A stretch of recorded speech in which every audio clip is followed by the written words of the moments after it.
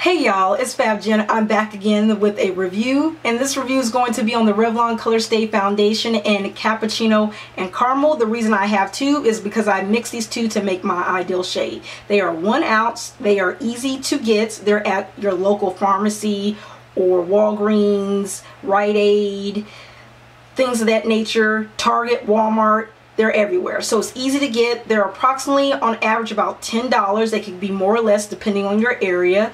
The finish on this is matte, and I don't mean like a satin matte or a somewhat dewy matte. It's matte. It's probably more matte than the Estee Lauder Double Wear that I have, but that's not necessarily a good thing because too matte can look really dry. So it's almost teeter-tottering on it looks a little dry.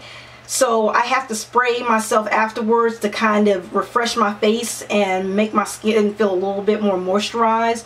Even though I've already put moisturizer on, I do feel a little dry after I apply the foundation. Also to give the foundation less of a dry, powdery sort of look. So I guess you can say it dries down to a matte, powdery finish. Now this foundation accommodates a lot of different skin types, and what I mean by that is it comes in formulations for normal, dry, oily, and combo. So when you do go look for your shade, if you're interested in getting this, make sure that it's in your skin type as well. So if you say you are toast, you look for toast and you are oily, look for the oily formulation, not the normal, not the dry, but the oily formulation. So that's something that can kind of be a little bit annoying because you're like, oh, this is my color, but you look down and you get home and you're like, oh my god, it's not my skin type. So just keep that in mind as well. This does not come with a pump, which is a big ass bummer because you will tend to waste product. I tend to waste product with this, which sucks. So I end up trying to cake as much as I can on because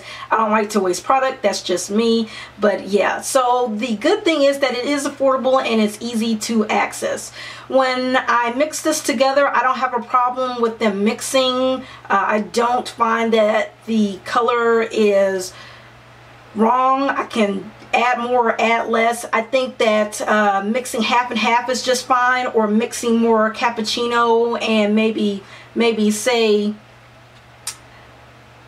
3/4 cappuccino and 1/4 caramel is okay, or vice versa. I find that the effect is very little or minimum noticeable in difference as far as coloration. Now when I do mix this, it is the closest to my ideal shade, but I am a picky you know what, so it's not dead on, but it's close enough to where I can work with it with bronzer or a powder that's slightly darker so that I can warm it up or make it match a little bit better.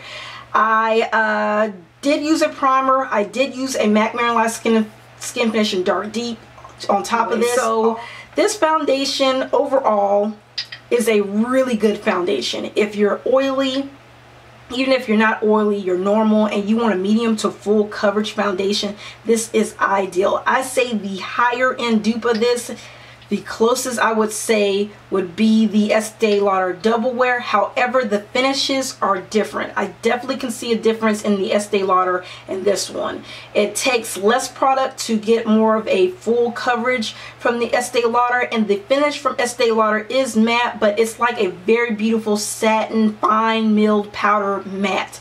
It's absolutely gorgeous. This is gorgeous, but I find that it's a little bit unforgiving when it comes to texture issues. So if you have dry patches or bumps or irritations, it's probably going to emphasize or cling to them, so you have to kind of be aware of that. It doesn't show up that much in photos, but in person it translates a lot more, you know what I mean? So in photos, this photo is very nice. I don't get any flashback with this. It looks gorgeous. It's a really good alternative to the Estee Lauder Double Wear, and say the MAC Fix Fluid is another one that could be a potential dupe for that, but the finish of that one and the feel of it is totally different. This to me is thicker. The other formulations that I mentioned, the other foundations that I mentioned, the MAC and the Estee Lauder, are a lot more thinner, at least in my opinion. But this is an excellent foundation if you're just starting off in makeup and you want something more medium to full, or you've got hyperpigmentation, discoloration, things like that, this is great. I really am enjoying this foundation because when I first got this foundation, when I first discovered it, it was one of the first foundations I brought. The L'Oreal True Match was the first one. The second one I brought was the Revlon Color Stay, and it was the wrong color, and I still have them. I don't have the heart to throw them away. I have the Mahogany and I have the Toast. What the hell I was thinking, I don't know. This was nowhere near my skin color, and it was in the wrong formulation. I had combination oily. Back then I didn't have combination or oily, and then I got the Toast and normal and dry, and this is way too light.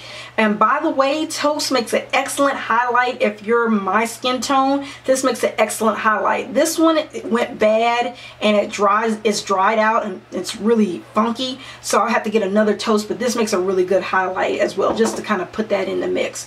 But yeah, I really have enjoyed this. I really have. I really do like it. It's a definite repurchase. I would definitely recommend it to you, especially if you're starting out in makeup, and also if you just don't want to use up your expensive stuff and you just want to have something kind of like for every day. This is excellent. I really love this foundation. I'm glad that I went back and said, okay, let's try this again, because it's definitely worth it. I can see why people love this so much. So if you have any questions, please feel free to ask, rate, comment, and subscribe if you like, and I will talk to you guys later.